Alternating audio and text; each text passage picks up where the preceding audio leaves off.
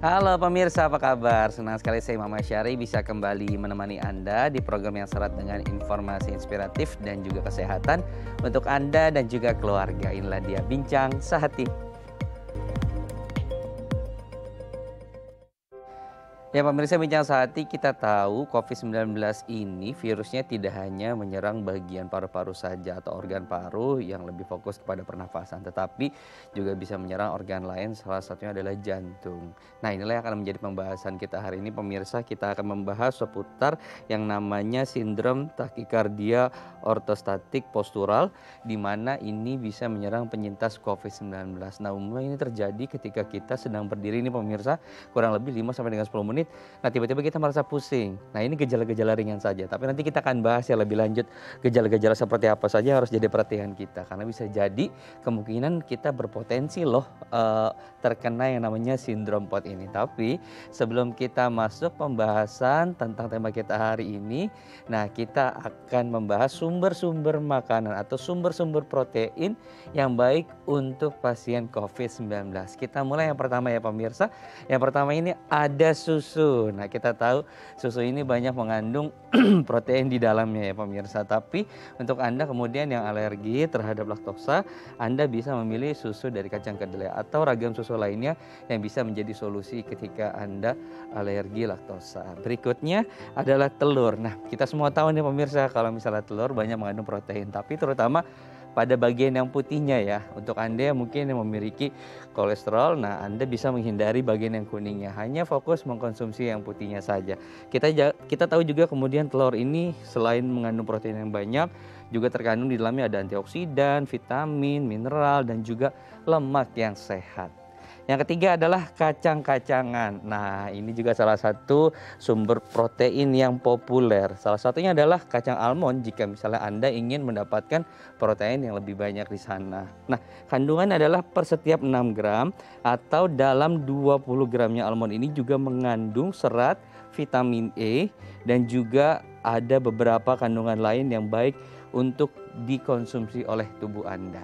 Berikutnya yang keempat adalah brokoli. Nah brokoli juga memiliki kandungan protein yang tidak kalah baliknya ya pemirsa. Karena brokoli ini bisa dikonsumsi dengan makanan yang lain seperti misalnya sayuran dengan cara direbus, dikukus, ataupun yang suka untuk digoreng silahkan kemudian digoreng. Tapi ingat jangan terlalu lama menggorengnya karena itu nanti akan menghilangkan kandungan atau nutrisi yang ada di dalam brokoli tersebut. Yang terakhir adalah yogurt. Nah kita tahu fermentasi susu ini juga banyak mengandung protein yang baik untuk tubuh kita. Tapi ingat pemirsa, untuk mengkonsumsi yogurt ini kita harus pilih-pilih nih. Jangan kemudian kita mengkonsumsi yogurt yang sudah banyak dicampur oleh zat-zat tertentu. Biasanya yogurt dalam kemasan ini sudah dikasih perasa dan juga beberapa zat lainnya yang justru kadar gulanya lebih tinggi dari yang kita butuhkan. Nah ini tadi 5 makanan yang mengandung protein yang bisa menjadi alternatif untuk pasien COVID-19 ataupun untuk Anda yang ingin menjaga pola hidup yang sehat. Nah ini bisa juga menjadi alternatif untuk mereka nih yang butuh protein atau sumber-sumber protein yang di luar nabati gitu ya, atau di luar makanan-makanan seperti daging. Nah ini bisa menjadi solusi pemirsa. Kita akan bahas nanti kandungannya satu persatu ya usai jeda. Untuk Anda yang tertarik Anda bisa menghubungi kami di 021 290 32644. Saya akan kembali lagi usai jeda berikut. Tetap bersama kami di Bincang Sehati.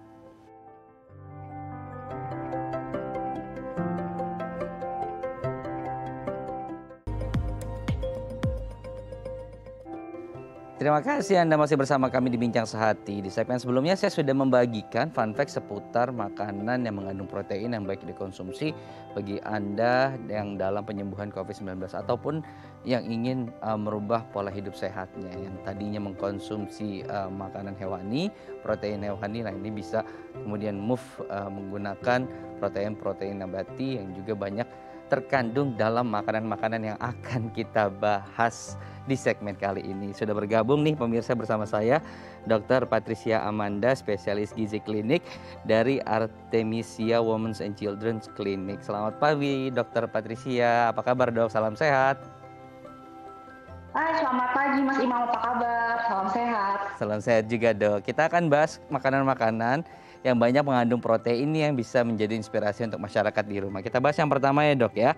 Yang pertama adalah susu. Nah ini kandungan proteinnya seperti apa sih dok yang ada di dalam kandungan susu ini?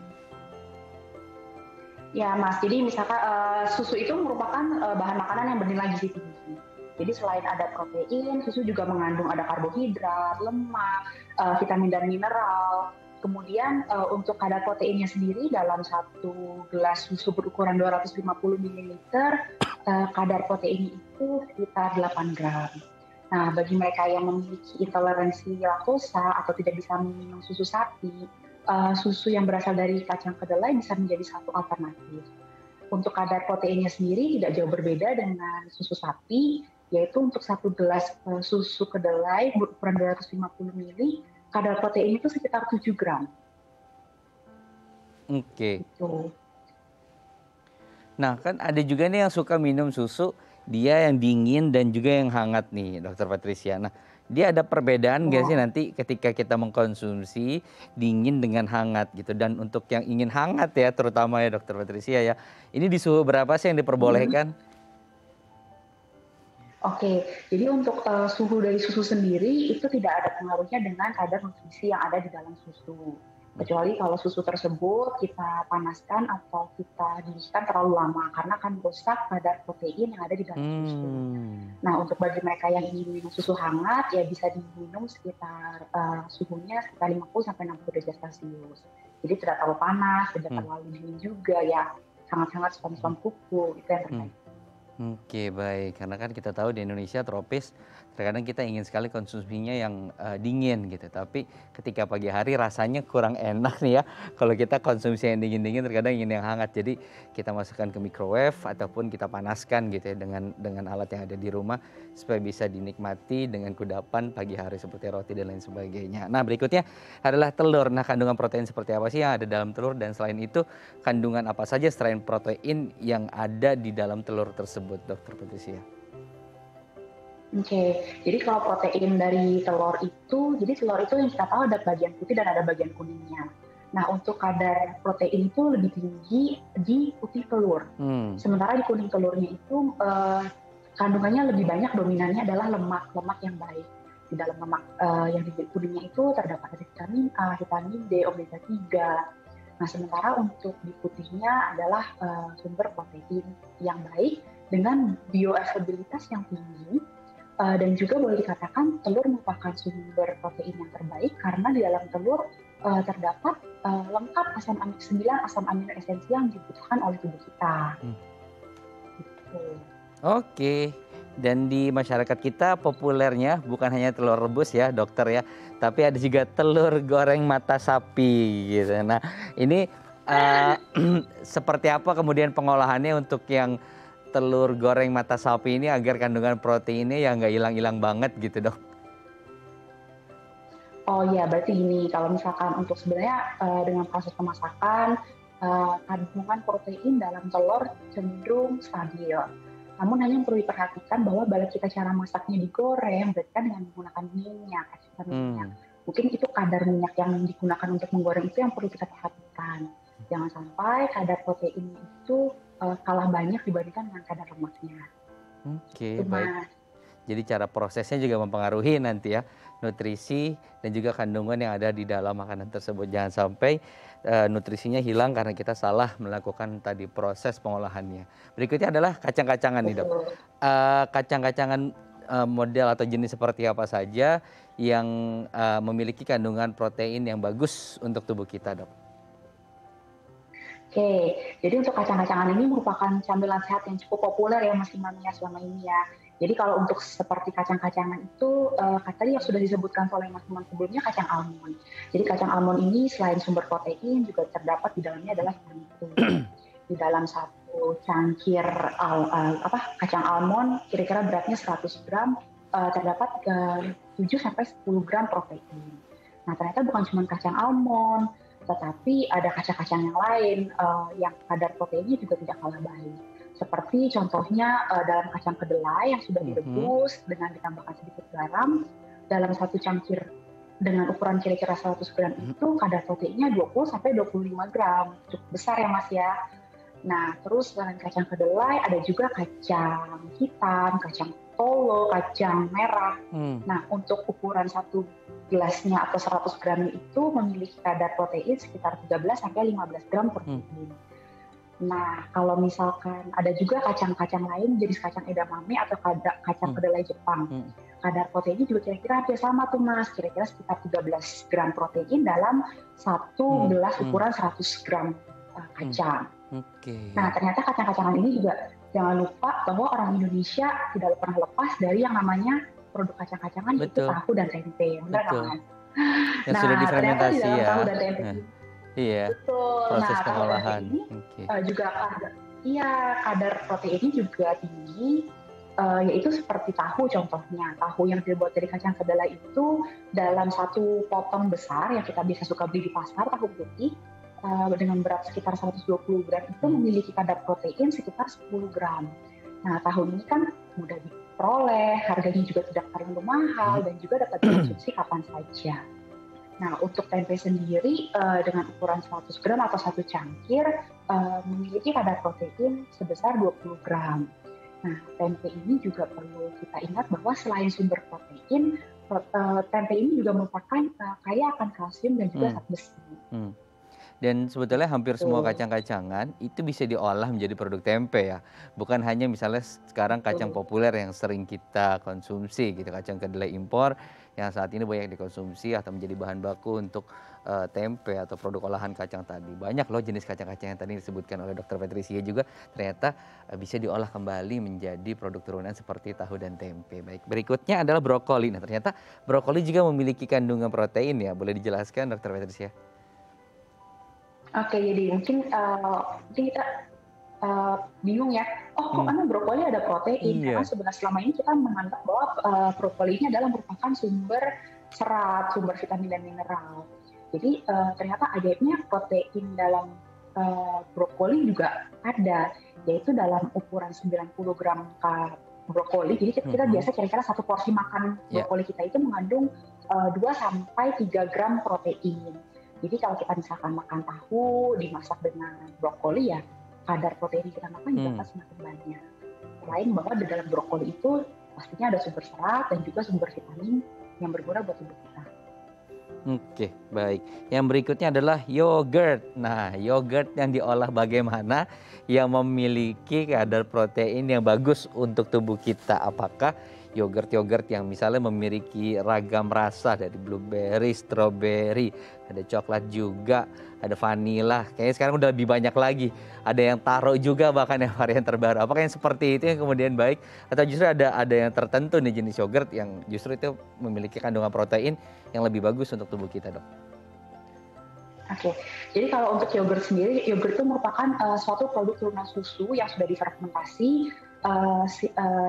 sehingga rasanya agak sedikit berbeda dengan susu ya, Hmm, agak-agak asam tapi enak terutama kita ketika kita konsumsi dalam baru panas-panas dari kulkas gitu. Nah untuk yogurt sendiri, saya menyarankan untuk pemilihan yogurt yang rendah lemak dan dari bahan yang alamiah. Karena tadi kan seperti yang tadi Mas Imam sudah sebutkan bahwa sekarang produk yogurt itu berbagai jenis rasa dan juga berbagai jenis dengan produk tambahan. Nah sebetulnya dalam satu produk yogurt yang rendah lemak, satu cup kecil satu porsinya itu kira-kira mengandung 8 gram protein. ya. Namun ada satu jenis yogurt yang kadar proteinnya itu lebih tinggi dibandingkan dengan yogurt rendah lemak yang biasanya, yaitu Hmm, mungkin sudah sering kita dengar, yaitu namanya Greek yogurt. hmm, Karena dalam Greek yogurt ini dalam satu ukuran satu cup kecil mengandung hmm, 17 gram protein. Nah dalam pemilihan produk yogurt ini boleh saja memilih yang ada rasanya seperti tadi ada rasa strawberry, hmm. rasa blueberry, rasa peach, itu boleh saja. Namun yang perlu diperhatikan, yang harus kita cermati adalah kandungan tambahan yang ada di dalamnya seperti karbohidrat simplex atau gula yang ditambahkan dalam situ. Gitu. Oke, informasi gizinya ketika beli sebuah produk bisa dibaca dulu ya, gitu ya.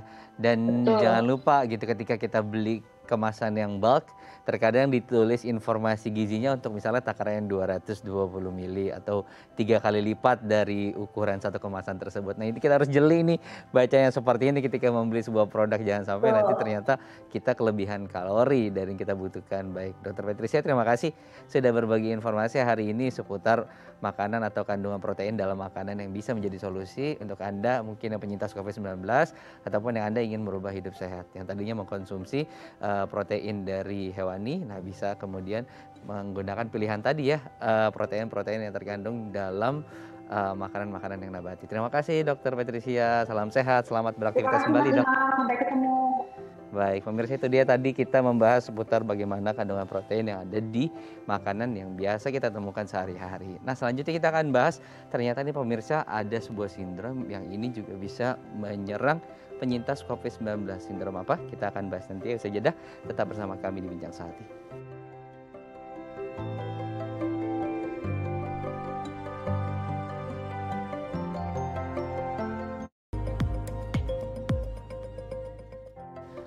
Baik, terima kasih Anda masih bersama kami di Bincang Sehati. Sesuai dengan janji saya tadi, kita di segmen kali ini akan membahas seputar sindrom yang saya juga baru dengar sindrom tersebut dan mungkin juga Anda pemirsa baru mendengar. Dan ini juga menjadi perhatian terutama untuk para penyintas COVID-19 nih. Karena banyak ya di Indonesia penyintas COVID-19.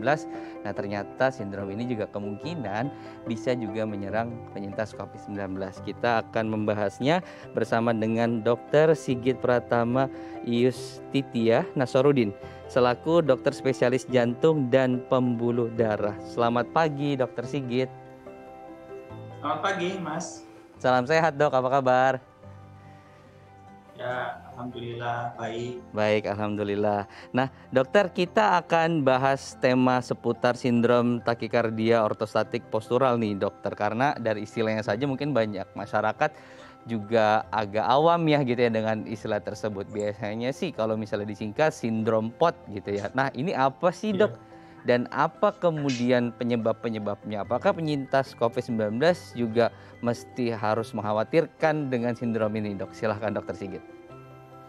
Ya, sebelumnya terima kasih Mas atas kesempatannya. Jadi kali ini kita memang membahas bahasan yang agak berbeda ya. Kalau kita biasanya bicara COVID itu bicara tentang gangguan paru, hipoksia dan lain sebagainya gitu ya. Jadi memang COVID ini selalu juga menarik ketika dikaitkan dengan keluhan atau gejala-gejala lain yang timbul di luar paru gitu ya. Nah, kalau di bahasa Inggris itu sebutannya adalah postural orthostatic tachycardia syndrome atau kita sebut dengan POTS ya. Jadi ini suatu kelainan di mana terjadi intoleransi ortostatik. Artinya ada ketidakmampuan tubuh menyesuaikan diri ketika adanya perubahan posisi gitu ya. Misalkan dari duduk kemudian berdiri. Nah, tandanya sindrom ini adalah biasanya yang sering dijumpai itu adalah keluhannya begitu dari duduk ke berdiri itu adalah pandangannya berkabut atau pusing, mau pingsan gitu. Kemudian disertai dengan adanya rasa takikardi atau peningkatan denyut jantung gitu. Kalau bahasa medisnya itu takikardi. Nah, jadi sekumpulan gejala itu didefinisikan sebagai sindrom takikardi ortostatik postural. Mungkin seperti itu. Nah, kemudian terkait dengan pasien-pasien COVID itu biasanya memang pasien-pasien yang pasca terkena COVID itu masih menunjukkan sekumpulan gejala gitu loh. Salah satunya POTS ini dan penelitian-penelitian pun masih terus berlangsung untuk mencari tahu sebab-sebab dari terjadinya POTS pada pasien-pasien COVID seperti itu. Oke. Nah, kita akan fokus dulu ke yang penyintas COVID-19 nih, Dokter Sigit. Kalau perawatan di rumah sakit itu kan sebatas misalnya melakukan pengecekan darah dan juga tadi melakukan ronsen ya. Karena fokusnya ke pneumonia tadi gitu, melihat seberapa banyak misalnya kabut ataupun bintik di sana. Nah, untuk yang POTS ini diperiksa saat menjalani masa isolasi di rumah sakit atau justru pasca COVID-nya atau post COVID-nya yang kemudian harus dipantau nih kondisi kesehatan terutama terkait dengan sindrom ini, Dokter Sigit. Ya, jadi yang perlu diketahui lebih dulu bahwa tidak semua pasien COVID pasti menderita POTS ini, gitu ya. Nah, jadi bagaimana dan kapan saatnya kita mulai memeriksakan kondisi POTS ini adalah ketika pada pasien tersebut memang timbul gejala. Gejalanya apa yang seperti sudah saya jelaskan sebelumnya bahwa misalkan pasiennya itu mengeluh dari posisi duduk ke berdiri itu pusing, kemudian pandangannya berkabut, kemudian mau pingsan, denyut jantungnya berdebar, nah baru kita mulai aware, jangan-jangan ini suatu sindrom takikardi ortostatik postural. Nah, kalau memang kita curiga ke arah sana, baru kita lakukan pemeriksaan yang lebih spesifik dan lebih terarah terkait POTS ini. Nah, untuk penegakan diagnosis POTS ini sebenarnya itu memang agak sulit karena dia gejalanya mirip dengan penyakit-penyakit yang lain. Yang direkomendasikan adalah pemeriksaannya itu adalah tilt table test atau tes meja jungkit gitu. Jadi nanti pada pemeriksaan ini itu pasien kita baringkan sekitar 10-15 menit dalam posisi tidur terlentang biasa, kemudian kita evaluasi EKG-nya atau irama jantungnya, kita evaluasi heart rate-nya, kita evaluasi tekanan darahnya gitu. Nah, setelah 10-15 menit posisi tidur, kemudian posisinya kita pindah. Jadi itu kursinya itu bisa kita atur, Mas Imam. Jadi bisa kita berdirikan sekitar 70 derajat gitu ketinggiannya, sehingga dia hampir seperti berdiri. Nah, itu kita diamkan, kita evaluasi itu selama 45 menit. Sama kayak tadi yang kita lihat ada nggak keluhan, misalkan pasien tiba-tiba pusing, pandangannya berkabut gitu, mau pingsan, kemudian ini gambar yang seperti di layar tadi itu adalah denyut jantung yang kita lihat, ada nggak perubahan. Nah, dikatakan dia menjadi POTS atau takikardi ketika ada perubahan tekanan denyut jantungnya itu lebih dari 30 kali per menit selama kita evaluasi pada posisi berdiri itu. Nah, dilanjutkan pasien bisa tiba-tiba menjadi pusing atau pingsan gitu. Nah, jadi pemeriksaan yang spesifik untuk penyakit ini itu adalah tes tilt table test atau tes meja jungkit namanya. Gitu. Oke, jadi ada observasi yang panjang ya yang harus dijalani oleh pasien untuk kemudian ditegakkan diagnosa tersebut gitu.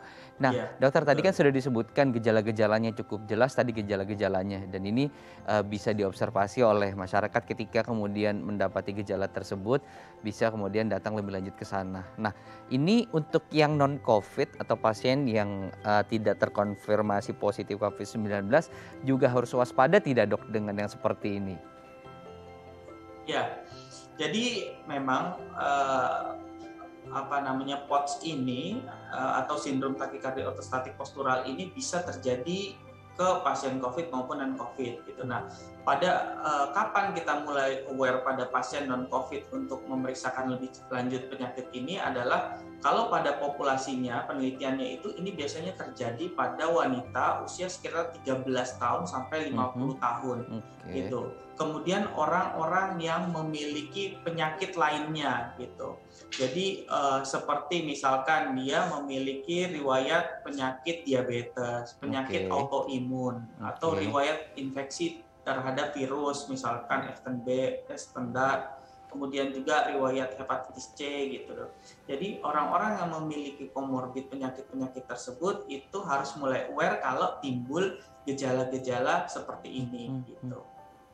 Oke, jadi untuk yang komorbid dengan yang disebutkan oleh Dokter Sigi tadi, justru harus lebih aware dengan sindrom POTS ini ya, gitu ya. Oke, ini untuk penegakan diagnosanya bisa sekali datang ke spesialis langsung misalnya ditegakkan diagnosa, atau beberapa pengalaman yang saya baca bahkan membutuhkan waktu misalnya sampai 6 bulan atau bahkan 1 tahun baru kemudian bisa ditegakkan diagnosa bahwa pasien tersebut ternyata mengalami sindrom POTS ini, dok. Ya, jadi memang kan pendekatan kita terhadap pasien yang satu dan pasien yang lain itu berbeda ya. Tergantung dengan komorbidnya apa, usianya berapa, keluhannya bagaimana gitu. Tapi pada pasien-pasien yang memang kita lakukan pemeriksaan tilt table test tersebut, jika memang pada saat pemeriksaan itu menunjukkan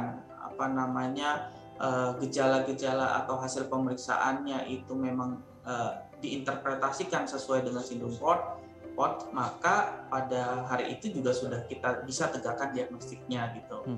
Tapi yang sulit adalah ketika pasien itu gejalanya tidak spesifik, kemudian pada saat kita lakukan pemeriksaan keluhannya itu tidak timbul gitu loh. Nah, sehingga itu yang memerlukan observasi lebih lanjut dan pemantauan lebih lanjut dalam rangka penegakan diagnosisnya gitu. Oke, jadi memang perlu observasi ya. Karena sulit membedakan. Tiba-tiba misalnya ada yang baru bangun tidur, terus kemudian ketika berdiri hilang gitu ya, terus pusing gitu, padahal vertigo gitu ya. Tapi kalau untuk melakukan misalnya pencatatan setiap hari, perlu nggak sih dok? Misal untuk kan kita harus diagnosa diri kita sendiri di rumah gitu. Misalnya mendiagnosa secara cepat itu kan dan rutin itu lebih baik. Nah, apa sih kemudian yang harus kita catat setiap hari ketika misalnya kita sudah punya komorbid yang tadi disebutkan oleh dokter gitu. Harus nggak kita mencatat misalnya tekanan darah harus selalu dicatat setiap hari atau setiap seminggu sekali misal di rumah. Atau misalnya hasil lab sebulan sekali atau 3 bulan sekali kita harus rutin melakukan itu gitu. Ya, tentu kan kalau pasien bertemu dokter itu kan hitungannya paling cuma beberapa menit ya. Tentunya kan memiliki keterbatasan untuk mengevaluasi lebih mendalam. Nah, ketika memang pasien-pasiennya itu bisa membantu dokter dengan melakukan pemeriksaan, itu memang jauh lebih baik gitu. Jadi dokternya terbantu. Apa saja yang perlu dilakukan atau dicatat itu adalah yang pertama tentu kalau bisa itu dicatatkan keluhannya timbulnya itu dalam rentan waktu misalkan seminggu dilaporkan, berapa kali dalam seminggu, berapa sering gitu. Kalau misalkan dicatat nanti ketemu dokternya kan tentu lebih valid datanya gitu loh. Nah, kemudian yang perlu dicatat lagi bagusnya memang punya pemeriksaan tekanan darah di rumah ya. Sekarang kan sudah banyak dijual-jual ya Mas ya di mana-mana. Pemeriksaan tekanan darah yang digital yang tinggal dipencet tentu sudah keluar hasilnya ya. Jadi tekanan darah itu boleh atau lebih baik juga kita catat gitu. Kemudian denyut jantung. Nah, pada alat tersebut ada juga yang langsung memiliki fitur pemeriksaan denyut jantung gitu loh. Jadi tekanan darah, denyut jantung, keluhan-keluhan itu bagus dirangkum, dicatat, kemudian nanti pada saat bertemu dokter itu bisa dilaporkan, didiskusikan gitu. Dan itu membantu sekali dokter dalam menentukan apakah terapi yang diberikan itu sudah baik gitu, apakah terapinya sudah cukup atau bahkan perlu penambahan obat lain atau bahkan obat tersebut di stop atau dikurangi gitu ya. Nah, itu hubungan dokter dengan pasien yang cukup baik saya rasa untuk saling melengkapi. Oke, jadi kita sebetulnya masyarakat harus membiasakan diri membuat tabel log ya, yang itu nanti untuk kita bisa isi setiap hari. Apa saja instrumennya tergantung permasalahan masing-masing. Tapi tadi poinnya adalah kita mengukur tadi tekanan darah, terus juga kemudian detak jantung dan lain sebagainya yang sudah disebutkan oleh Dokter Sigit tadi. Nah, dokter kita harus break dulu ya dok ya. Nanti kita buka kesempatan untuk pemirsa yang ingin menanyakan langsung ke Dokter Sigit. Anda bisa menghubungi kami di 021 290 32644 atau bisa melalui Instagram kami pemirsa di @bincang-sehati.tv. Saya harus jeda dulu. Setelah pesan-pesan berikut saya akan kembali, tetap bersama kami di Bincang Sehati.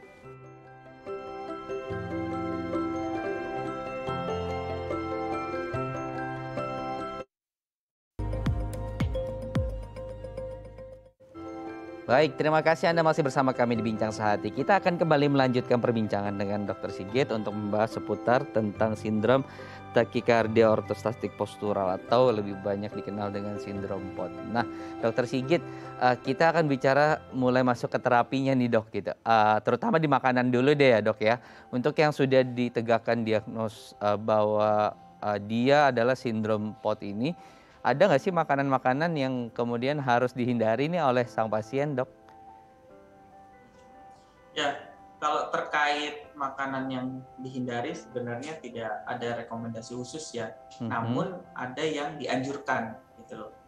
Jadi memang beberapa pendekatan dalam perubahan pola hidup pasien POTS ini yang direkomendasikan salah satunya itu adalah mengkonsumsi garam yang cukup gitu. Jadi sekitar 2-3 gram sehari gitu. Karena garam itu sifatnya menarik cairan gitu sehingga pasien yang menderita POTS ini jangan sampai kekurangan cairan karena akan menambah nanti akan menambah suplai aliran darah ke otaknya menjadi berkurang sehingga keluhannya menjadi lebih berat gitu, seperti pusingnya makin berat atau hingga pingsan gitu. Dan kemudian yang disarankan yaitu mengkonsumsi cairan yang cukup gitu, air biasa aja, air putih itu sekitar 2 liter per hari itu direkomendasikan gitu. Oke, untuk yang mereka misal punya darah tinggi gitu, ataupun penyakit penyerta lain gitu. Nah, dengan misalnya harus mengkonsumsi banyak garam tadi, bagaimana penyelesaiannya, Dok? Karena bisa jadi nanti kemudian akan memperburuk penyakit yang satu lagi gitu.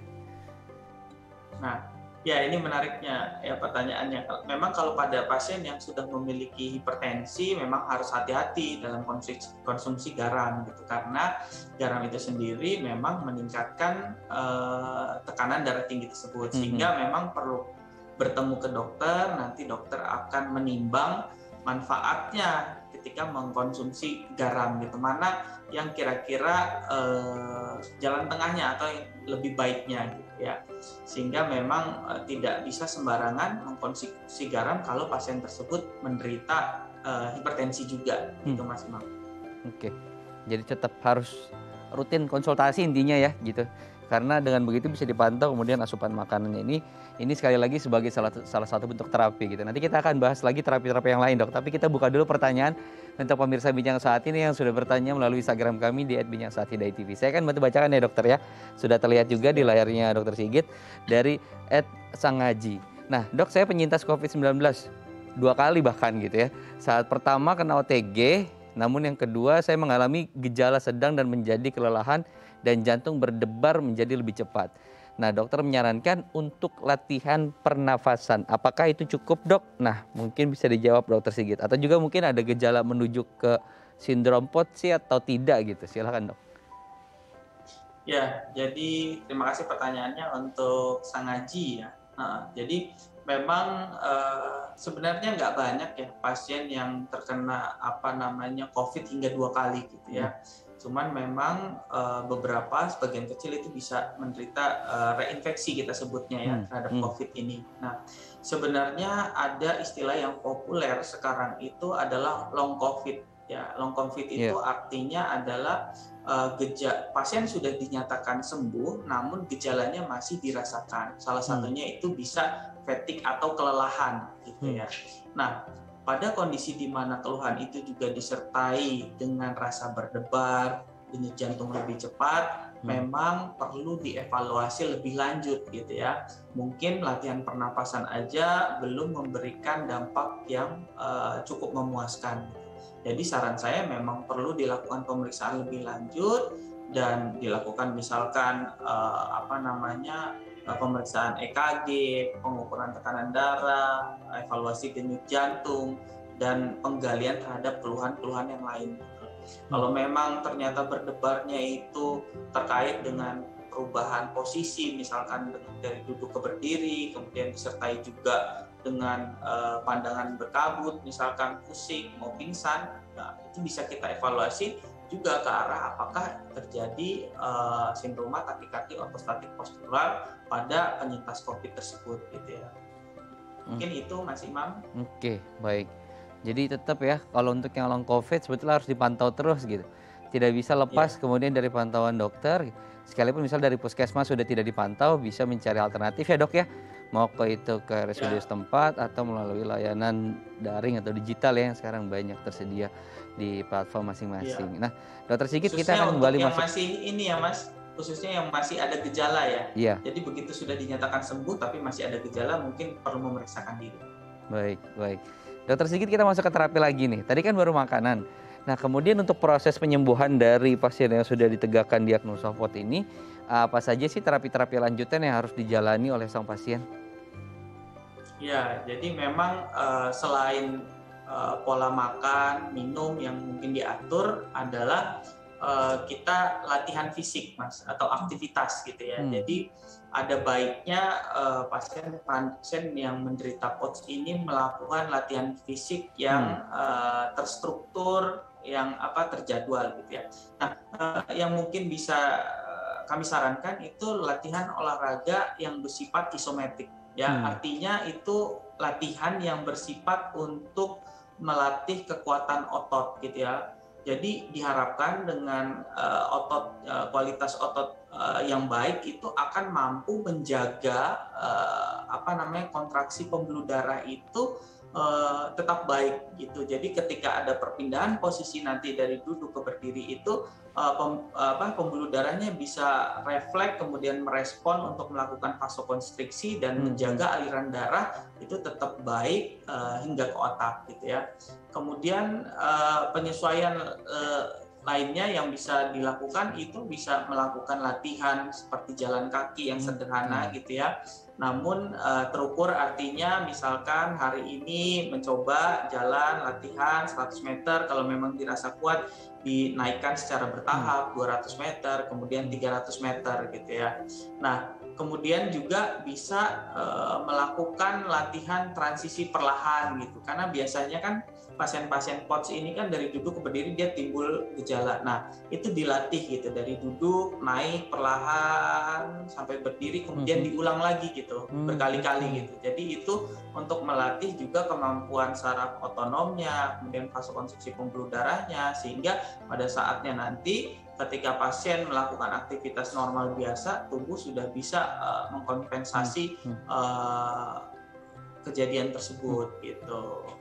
Mungkin itu terkait aktivitas fisik dan ada juga memang penggunaan misalkan seperti stocking ya. Stocking untuk kaki gitu ya, kita pasang di kaki itu tujuannya adalah sama. Itu untuk mempertahankan agar ketika dari posisi duduk ke berdiri itu volume darahnya itu tidak hanya ngumpul di bawah di kaki gitu loh, karena adanya gaya gravitasi. Nah, dengan adanya kita pasangkan alat tadi itu dia akan menekan pembuluh darah di kaki sehingga alirannya tidak mengumpul di bawah di kaki gitu. Dan juga mungkin nanti dokter memang bisa memberikan obat-obatan minum gitu untuk mengurangi gejala, namun tetap dikombinasi dengan tadi pola hidup dan latihan-latihan fisik itu jauh lebih baik hasilnya nanti. Termasuk tadi ya yang di awal yang sudah kita bahas adalah makanannya gitu dokter ya. Oke, baik. Nah dokter, satu lagi nih dokternya. Kan kita tahu setiap orang kemudian proses penyembuhan berbeda. Tapi rata-rata untuk yang sudah ditegakkan dengan misalnya status yang sangat parah gitu. Berapa lama sih proses penyembuhan nih untuk rata-rata setiap pasiennya dok?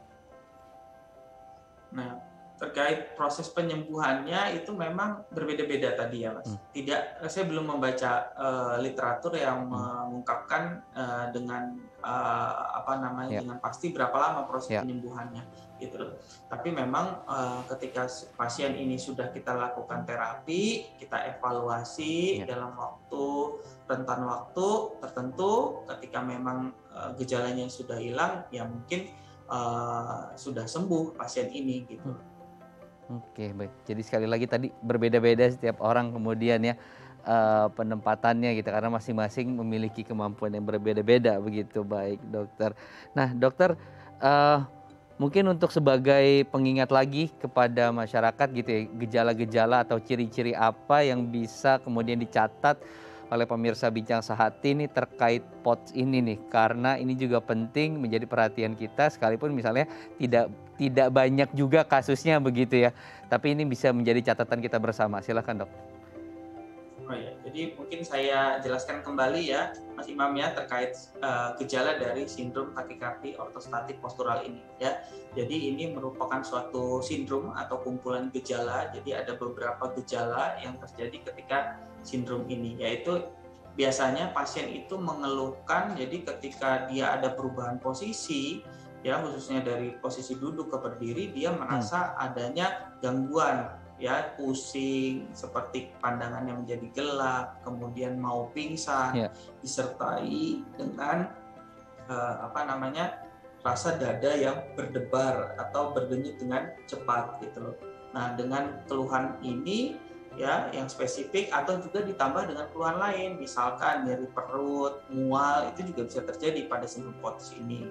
Nah, ketika memang masyarakat semua ada yang merasakan keluhan-keluhan seperti ini, kita mulai aware gitu. Meskipun belum pasti, nanti dokter yang akan memastikan apakah keluhan-keluhan tadi itu benar-benar mengarah ke sindroma takikardia ortostatik postural atau POTS ini.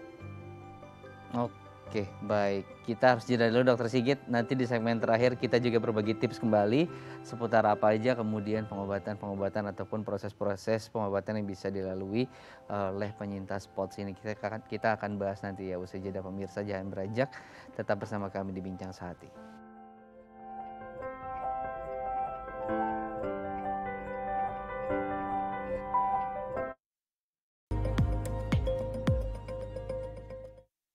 Ya, terima kasih Anda masih bersama kami di Bincang Sehati. Kita akan kembali melanjutkan perbincangan bersama dengan Dr. Sigit Pratama selaku dokter spesialis jantung dan juga pembuluh darah.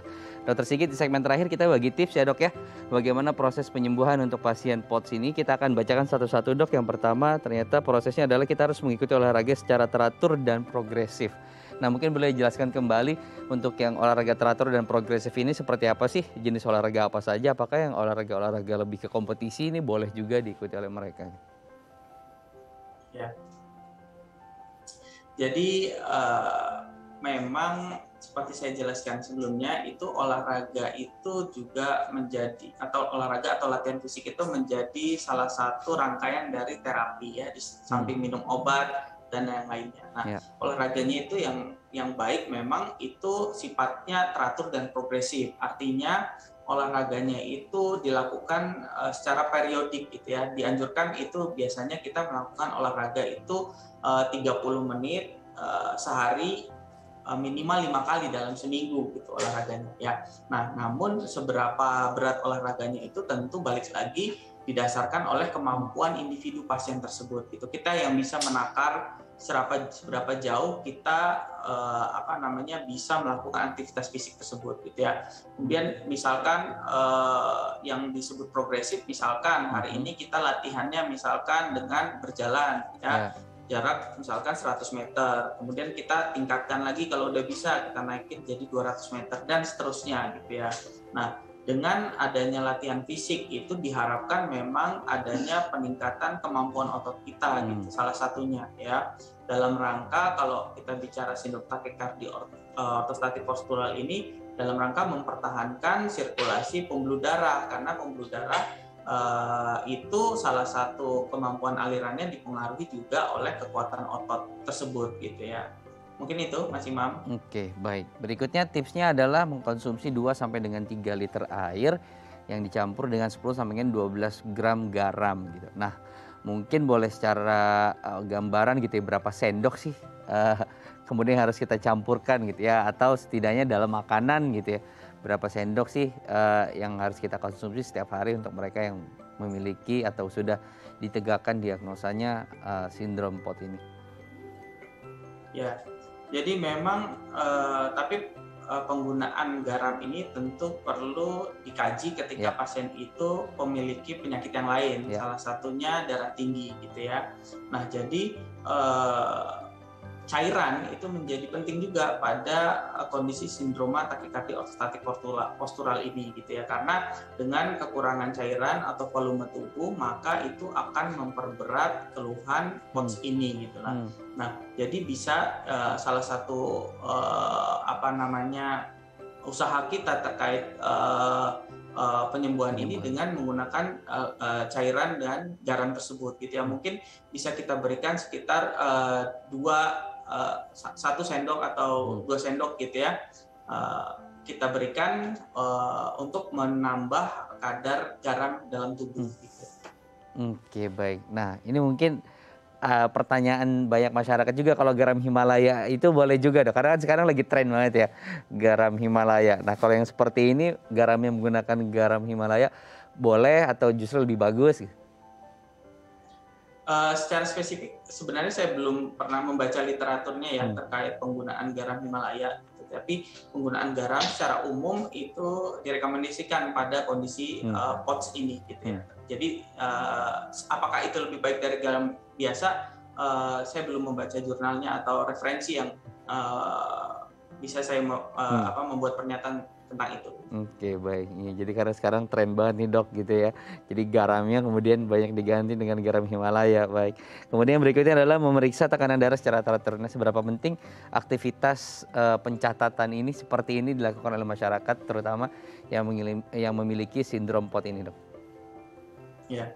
Jadi tentu sangat penting ya pencatatan tekanan darah ini itu sangat dianjurkan dilakukan di rumah ya menggunakan tentu alat pengukuran tekanan darah yang sudah terstandarisasi gitu ya. Yang mungkin lebih mudah itu yang digital yang tinggal kita pencet itu sudah mengeluarkan hasilnya. Nah, sebaiknya itu bisa dilakukan pemeriksaannya itu dilakukan sehari itu 2 kali bagusnya. Pagi dan malam hari kita lakukan pengukuran tekanan darah. Nah, kemudian kita catat ya pengukuran tekanan darah tersebut dalam suatu buku diari atau pencatatan gitu ya. Biasanya sekali pengukuran itu kita lakukan 2 kali untuk menghindari bias gitu ya. Misalkan pagi kita lakukan pertama, kemudian kita jeda bisa 1 menit, kemudian kita ulang lagi. Nah, kemudian kita ambil nilai rata-ratanya gitu ya. Nah, nanti kita setelah memiliki catatan per hari, pagi dan malam, itu kita bisa bawa ke dokternya untuk kita diskusikan gitu, terkait tekanan darah tersebut. Gitu. Dan lebih bagus lagi kalau kita catat juga dengan tekanan heart rate-nya atau denyut nadinya ya Mas Imam ya, karena alat-alat itu sekarang sudah bisa juga menampilkan heart rate-nya. Oke, baik. Jadi ini sangat membantu kemudian ketika kita sudah memiliki catatan rekaman medis sendiri gitu ya.